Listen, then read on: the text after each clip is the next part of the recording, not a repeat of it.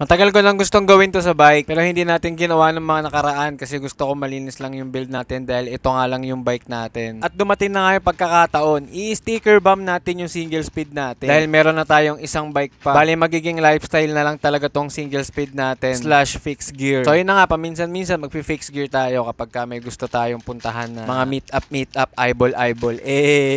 Syempre may mga inipon tayong sticker na para lang sa atin. Ayan, yung the rest is pinamimigay na natin. Ito nakahiwalay siya para sa akin talaga, para sa mga brands na nagsusupport sa akin. Sa mga brands na kakilala ko talaga. Syempre, unahin natin yung mga brands na nagsusupport sa atin. Ayan, si The Breakaway, si Recto Silangan, si Pasay. Marami pang iba. Nilagay natin sila sa drive side para mas makita, lalo na kapag kapipicturean yung bike. Ayan, si Daily Grind, si Wide Eye, si Build Cycles, si Attack. Nakakainis lang yung ibang sticker kasi sobrang kapal. Umaangat din sila kapag dinikit mo. Ito, bago kong sinusuportahan, si Able. Ganda yung brand na yan. Sulit yung mga merch nila, yung mga damit nila, sobrang komportable. International yung fabric na ginagamit nila, yung tela na ginagamit nila, maganda. Para dun sa mga sticker na medyo makapal, tapos umaangat siya kahit anong dikit mo, kahit sindihan mo ng lighter, umaangat pa din. Tinanggal ko muna kasi makalat tignan, tsaka hindi nadidikit yun kapag naalikabukan. Pero syempre, support pa rin ako sa inyo. Di ko naman kayo kakalimutan.